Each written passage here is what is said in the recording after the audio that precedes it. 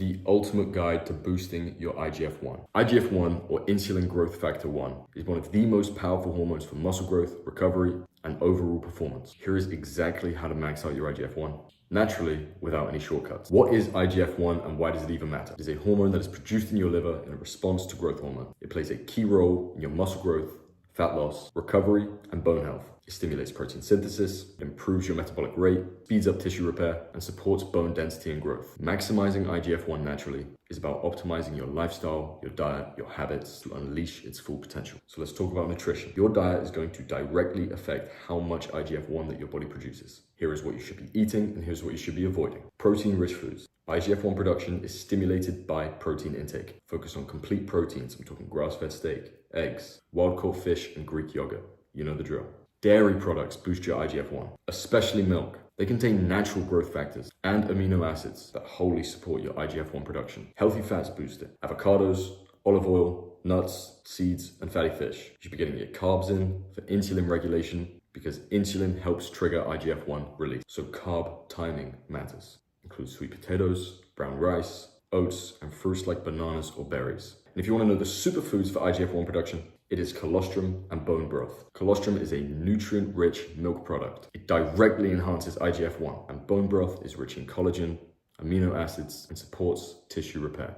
You should be avoiding any refined sugars and processed foods. It doesn't need to be complicated. It really is that simple. These are going to spike your insulin without providing nutrients. And alcohol highly suppresses your IGF-1. So let's get into the exercises you should be doing to maximize this. Here is exactly how you should be structuring your training for optimal IGF-1 production. Focus on compound lifts like bench, squat, pull-ups, deadlifts, and use heavy weights when doing so. 75 to 85% of your 1 rep max, going to about 6 to 10 reps when going to failure. IGF-1 responds well to volume, so consider high volume workouts. Add accessory exercises too, like lunges or rows in your routine. Also, high intensity interval training, otherwise known as HIIT, short bursts of intense effort followed by rest. This drives your IGF-1 production through the roof. For example, 30 seconds of sprint, 60 seconds of rest, 5 times. And needless to say, you should be progressively overloading.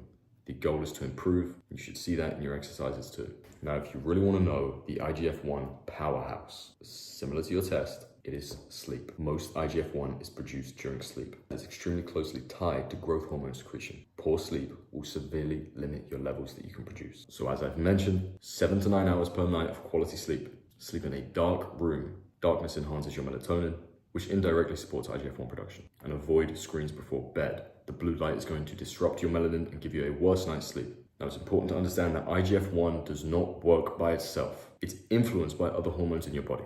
Here's how to optimize them. Insulin. Insulin's sensitivity helps regulate IGF-1.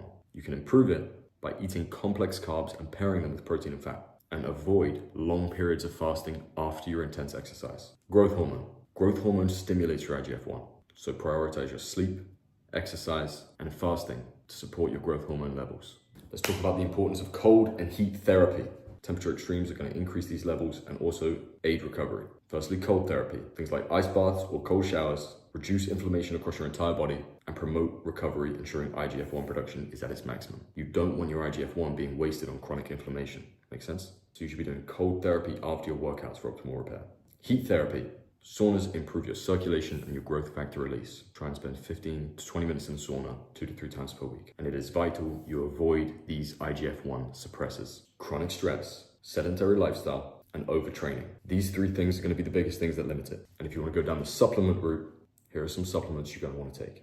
Remember, lifestyle and diet come before supplements, always. But if you're not reaping the rewards you want, these are going to enhance it. Colostrum, straight to the source. L-arginine, some amino acid. Creatine, zinc and magnesium. These can support recovery and your hormonal health in a whole. And ashwagandha, reducing your cortisol. Let's talk about hydration and electrolytes. Drink 2 to 3 liters of water per day and include electrolytes in your drinks, like coconut water or Himalayan pink salt. This is going to support proper muscle function.